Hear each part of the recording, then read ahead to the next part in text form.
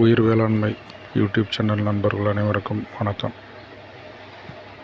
போன பதிவில் நம்ம நோய் கண்டறிதல், பூச்சிகளெல்லாம் எப்படி அடையாளப்படுத்தலாம் அப்படின்றதெல்லாம் நம்ம பார்த்தோம். இந்த பதிவில் வீட்டு தோட்டம், மாடித்தோட்டம் இந்த இடத்துல பயன்படுத்தக்கூடிய ஒரு எளிமையான உரங்கள். இந்த பூச்சி அதிகமாக இருக்குது, நோய் தாக்கம் இருக்குது அப்படின்னா அதை நம்ம எப்படி கட்டுப்படுத்துறதுன்னு சொல்லிட்டு சின்ன சின்ன வழிமுறைகள் சொல்கிறேன். அதை நீங்கள் பயன்படுத்தி பாருங்கள். பயன்படுத்திட்டு எனக்கு ரிசல்ட் கமெண்ட் பண்ணுங்கள், சரிங்களா? இதில் முதல் முறை பார்த்திங்கன்னா பச்சை மிளகாய். இந்த பச்சை மிளகாய் வெறும்னா அரைச்சி எப்படி நாம் பூச்சி தெளிப்பாக பயன்படுத்திக்கலாம் அப்படின்னு பார்க்கலாம், சரிங்களா? ஒரு 100 கிராம் பச்சை மிளகாய் எடுத்துக்கோங்க. 100 கிராம் பச்சை மிளகாய் எடுத்து அரைச்சி அதில் சாறை எடுத்து வச்சுக்கோங்க. தண்ணி தெளித்து நல்லா மிக்சியில் மையாக அரைச்சிட்டிங்கன்னா விழுது மாதிரி ஆகிடும். நல்லா விழுது மாதிரி ஆனதுக்கப்புறம் அந்த சாறை என்ன பண்ணுங்கள், ஒரு துணியில் போட்டு பிழிஞ்சிங்கன்னா சாறு வந்துடும், சரிங்களா? அந்த சாறு எடுத்து வச்சுக்கோங்க. அந்த சாறை என்ன பண்ணுங்கள், 2 லிட்டருக்கு 50 ml, 2 லிட்டர் தண்ணி, சரிங்களா? 2 லிட்டர் தண்ணிக்கு 50 ml பார்த்திங்கன்னா இந்த சாறு பார்த்திங்கன்னா நல்லா அந்த தண்ணியில் கலந்து நல்லா குலுக்கிடுங்க. குலுக்கிட்டு ஸ்ப்ரே பாட்டிலில் போட்டு சாயந்தர நேரத்தில் தெளித்து விடுங்க. நம்ம சொல்கிற இயற்கையான பூச்சி விரட்டிகள் எல்லாமே மாலை நேரத்தில் தெளிச்சிங்கன்னா உங்களுக்கு நல்ல ரிசல்ட் கொடுக்கும், சரிங்களா? என்ன காரணன்றதையும் சொல்கிறேன். மாலை நேரத்தில் நீங்கள் தெளிச்சிங்க அப்படின்னா இந்த தெளிக்கிற மருந்துகள் இருக்கு இல்லையா, அந்த பூச்சி விரட்டிக்காக நம்ம பயன்படுத்தக்கூடியது, நோய் கட்டுப்படுறதுக்காக நம்ம பயன்படுத்தக்கூடியது என்ன பண்ணுன்னா முழுக்க இலை மேலே அப்படியே தங்கி இருக்கும். பகல் நேரத்தில் நீங்கள் தெளிச்சிங்கன்னா சூரிய வெப்பத்தால் அது ஆவியாகி போயிடும். மாலை நேரத்தில் தெளிச்சிங்கன்னா இரவு முழுக்க அது தங்கி இருக்கும். பூச்சிகள் திரும்ப உங்கள் பயிர்கள் மேலே உட்காராது, சரிங்களா? இது முக்கியமான விஷயம். இதை பயன்படுத்திக்கோங்க. அதுக்காக என்ன பண்ணுங்கள், நீங்கள் மாலை நேரத்தில் இதை தெளிச்சிருங்க, சரிங்களா? இது தெளிக்கிறதுனால என்ன ஆகும் அப்படின்னா உங்களுக்கு அனைத்து விதமான பூச்சிகளும் கட்டுப்படும், சரிங்களா? பூச்சி முதல்ல செடியிலேருந்து வெளியே போயிடும், சாகாது, எரிச்சல் தாங்காமல் வெளியில் போயிடும். புழுக்கள் அதே போல் என்ன பண்ணும், பயிர்களை விட்டு செடியை விட்டு வெளியில் போயிடும். நீங்கள் எந்த எல்லையில் தெளிக்கிறீங்களோ அந்த எல்லைக்குள்ளே திரும்ப வரவே வராது. அதை நீங்கள் கண்கூடாக பார்க்கலாம். புழுக்கள் எல்லாம் இந்த கூட்டுப்புழு, படைப்புழுன்னு சொல்லுவாங்க. அந்த புழுக்கள்லாம் பார்த்திங்கன்னா வெளியில் போகிறதே நீங்கள் பார்க்கலாம், சரிங்களா? இது ஒரு முறை. பச்சை மிளகாவை அரைச்சி தண்ணியில் கலந்து தெளிச்சுக்கோங்க. இரண்டாவது பார்த்திங்கன்னா கோமியம், சரிங்களா? அந்த கோமியத்தை நம்ம என்ன பண்ணுவோம், கிருமி நாசினி அப்படின்னு சொல்லுவோம். அந்த கிருமி நாசினின்னு சொல்கிறத விட கோமியம் எதுக்காக பயன்படுத்துகிறோன்னா, தீமை செய்யக்கூடிய பாக்டீரியாக்கள் உள்ளே வரக்கூடாதுன்றதுக்காக நம்ம பயன்படுத்துவோம். வீட்டில் அதுக்காக தான் தெளிப்பாங்க. அப்போ அந்த தீமை செய்யக்கூடிய பாக்டீரியா வீட்டுக்குள்ளே வரக்கூடாதுன்றதை நம்ம பயிர்களுக்கும் வரக்கூடாதுன்றதுக்காக இதை நம்ம தெளிக்கலாம், சரிங்களா? அப்போ தீமை செய்யக்கூடிய பாக்டீரியாக்கள் நோய் ஏற்படுத்தும். அதுக்காக நாம் என்ன பயன்படுத்தலாம் இதை, சரிங்களா? இதையும் என்ன பண்ணுங்கள், 1 லிட்டர் தண்ணி, உங்களுக்கு 1 லிட்டர் தண்ணிக்கு நான் அளவு சொல்கிறேன், சரிங்களா? இது 50 மில்லி போதும். 50 ml என்ன பண்ணுங்கள், 1 லிட்டர் தண்ணி, சரிங்களா? 1 லிட்டர் தண்ணியில் வச்சு நல்லா குலுக்கிட்டு இதையும் நீங்கள் என்ன பண்ணலாம், பயிர்களுடைய தண்டு பகுதி, சரிங்களா? பயிர்களுடைய தண்டு பகுதி, வேர் பகுதி, இந்த மாதிரி பகுதிகளெலாம் ஸ்ப்ரே பண்ணிங்க, நல்லா படுற மாதிரி ஸ்ப்ரே பண்ணிங்க அப்படின்னா உங்களுக்கு ஏற்கனவே நோய் இருந்தாலோ இல்லை நோய் தொற்று ஏற்பட்டிருந்தாலோ அது என்ன பண்ணால் படிப்படியாக குறைஞ்சிக்கிட்டே வரும், சரிங்களா? அந்த மாதிரி பாக்டீரியாவில் இன்ஃபெக்ஷன்ஸ் ஏற்படுறது அதெல்லாம் பார்த்திங்கன்னா தொடர்ந்து பார்த்திங்கன்னா இது நீங்கள் ஒரு கால இடைவெளி விட்டு பண்ணுங்கள். ஒரு வாரத்துக்கு ஒரு தடவை, 10 நாளைக்கு ஒரு தடவை மாறி பண்ணுங்கள், சரிங்களா? நம்ம கொடுக்குற எல்லா முறைகளையும் பார்த்திங்கன்னா ஒரே மாதிரி தொடர்ந்து பயன்படுத்தாமல் மாறி பயன்படுத்துங்க. இந்த மாறி பயன்படுத்துறது நல்ல ரிசல்ட் கொடுக்கும், சரிங்களா? இதுமாதிரி கோமியத்தை 50 ml 1 லிட்டர் தண்ணியில் கலந்து வேர் பகுதி, தண்டு பகுதியெல்லாம் படுற மாதிரி ஸ்ப்ரே பண்ணிங்கன்னா நோய் தாக்கம் ஏற்படுறது குறையும், நோய் உற்பத்தி ஆகிறதும் குறையும், ஏற்கனவே இருக்கிற நோயும் பார்த்திங்கன்னா கட்டுப்படும், சரிங்களா?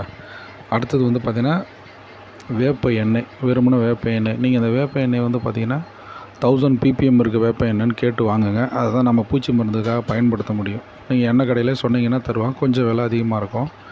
நீங்கள் இது ஒரு 1 லிட்டர் போல் இல்லை 1/2 லிட்டர் போல் வாங்கி வச்சுக்கோங்க. அப்புறம் இந்த காதி வஸ்திராலயம், கதர் வஸ்திராலயம் சொல்லுவாங்க, அங்கே காதி சோப்பு கிடைக்கும், சரிங்களா? அந்த காதி சோப்பு, கையால் செய்யப்பட்ட சோப்பு, அந்த சோப்பு வாங்கி வச்சுக்கோங்க, சரிங்களா? இது பார்த்திங்கன்னா சுத்தமான இந்த வேப்ப எண்ணெய் 1 லிட்டருக்கே 10 ml தான், சரிங்களா? 2 மூடி அளவுக்கு, சரிங்களா? 1 லிட்டருக்கு 10 ml.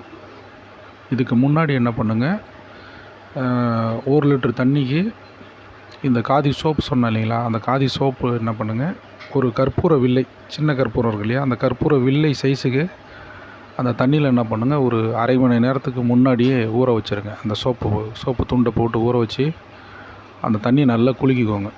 சரிங்களா, அது கரைஞ்சிரும். அந்த சோப்பு என்ன பண்ணும், நல்லா கரைஞ்சிரும். ஒரு அரை மணி நேரத்துக்கு முன்னாடி போட்டிங்கன்னா கரைஞ்சிரும்.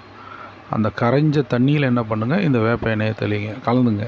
சரிங்களா, 5 மில்லிலேருந்து 10 மில்லி வரைக்கும் கலக்கலாம். பூச்சி தாக்கம் நிறைய இருக்குது, புழுக்கள் நிறைய இருக்குன்னா 10 மில்லி கலந்துக்கோங்க, தப்பு கிடையாது. பூச்சி தாக்கம் இல்லை, நான் நார்மல் ஸ்ப்ரே கொடுக்க போகிறேன் அப்படின்னு சொன்னிங்கன்னா 5 மில்லி கூட கலந்துக்கலாம். சரிங்களா, 5 மில்லி கலந்து இதை தண்ணீரை நல்லா ஒன்றா கலந்து நல்லா குலுக்கிடுவாங்க. குலுக்கிக்கிட்டு நீங்கள் என்ன பண்ணுங்க, இதை நீங்கள் ஸ்ப்ரே பண்ணலாம், தெளிச்சிடலாம். இது நீங்கள் தெளிச்சிங்கன்னா என்ன ஆகும்னா, ஏற்கனவே இருக்கக்கூடிய புழுக்கள், வேப்ப எண்ணெயினுடைய மகத்துவம் என்னன்னு சொல்கிறேன். சின்ன பூச்சிகளாக இருந்தால் அதுங்க வந்து பார்த்திங்கன்னா வளர்ச்சி அடையாமல் அப்படியே அந்த பருவத்திலே நின்றுடும், அதிலே இறந்துடும். கூட்டுப்புழுக்களாக இருந்துச்சுன்னா அந்த கூட்டுப்புழுவாகவே இறந்துடும், பூச்சியாக வளராது. முட்டையிடக்கூடிய பூச்சிகளாக இருந்துச்சுன்னா இந்த வேப்ப எண்ணெயை சாப்பிட்டுச்சிங்கன்னா அதுக்கு மலட்டத்தன்மை வந்து முட்டையிடாத மாதிரி மாறிடும். சரிங்களா, எந்த பருவத்தில் இருந்தாலும் அந்த பூச்சியோ புழுவோ என்னன்னா அந்த பருவத்தில் அப்படியே என்ன பண்ண இறந்துடும். சரிங்களா, அதுதான் வந்து பார்த்திங்கன்னா இந்த வேப்ப எண்ணெயினுடைய மகத்துவம். இந்த வேப்ப எண்ணெய் வந்து நீங்கள் இதை போல் தொடர்ந்து ஒரு பர்டிகுலர் சைக்கிள் வச்சுக்கலாம். இத்தனை நாளைக்கு ஒரு தடவை இந்த வேப்ப எண்ணெய் என்ன பண்ணால் மாறி மாறி நீங்கள் தெளிச்சிக்கிட்டே வரலாம். சரிங்களா, இதையும் நீங்கள் ஸ்ப்ரே பண்ணுங்கள்.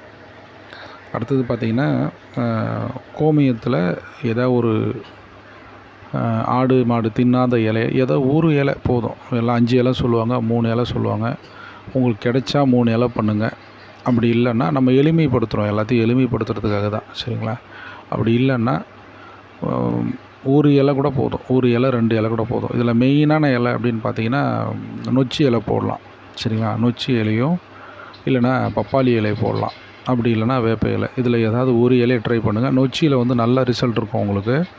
நொச்சி இலை போட்டிங்கன்னா நல்ல ரிசல்ட் கிடைக்கும். அப்படி இல்லைன்னா வேப்ப இலை, அப்படி இல்லைன்னா பப்பாளி இலை, இந்த 3ல் ஏதாவது ஒன்று போடுங்க. சரிங்களா, அதை கொண்டு வந்து ஒரு எப்படி உங்களுக்கு எவ்வளோ கிடைக்குதோ எடுத்துக்கோங்க. அரை கிலோ அளவு கிடைக்குதுன்னா எடுத்துக்கோங்க. கொண்டு வந்து பொடியாக நசுக்கி ஒரு 2 லிட்டர் கோமியத்தில் போட்டு ஊற வச்சுருங்க. ஊற வச்சு நீங்கள் என்ன பண்ணுங்கள், அதை ஒரு டப்பாவில் மாதிரி போட்டு மூடி வைங்க. அதை என்ன பண்ணுங்கள், ஒரு 2 நாளைக்கு ஒரு தடவை கலக்கி விடுங்க. கலக்கி விட்டிங்கன்னா 1 வாரத்துலேருந்து 10 நாளைக்குள்ளே அந்த கோமியத்தில் அந்த இலை ஃபுல்லாக ஊறி போய் கரைஞ்சிரும்.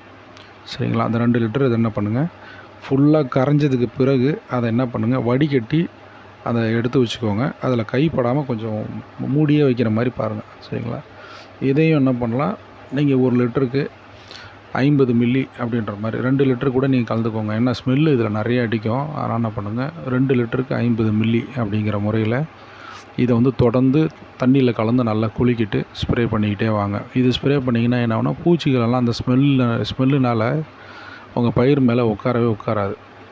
சரிங்களா, இந்த பயிர் பக்கமே வராது. இந்த ஸ்மெல் அடிக்கிறதுனால வெளியிலேருந்து வரக்கூடிய பூச்சிகள் வந்து பயிர்களில் வந்து உட்காரவே உட்காராது, உள்ளவே வராத அளவுக்கு வெளியில் போயிடும். சரிங்களா, இதுவும் பயன்படுத்திக்கலாம். அடுத்தது வந்து பார்த்திங்கன்னா, அரிசி கழுவின தண்ணி. சரிங்களா, இந்த அரிசி கழுவின தண்ணி இதுக்காக பயன்படும் அப்படின்னு பார்த்திங்கன்னா, இந்த அரிசி கழுவின தண்ணியை வந்து அப்படியே வந்து ஒரு டப்பாவில் போட்டு மூடி வச்சுருங்க.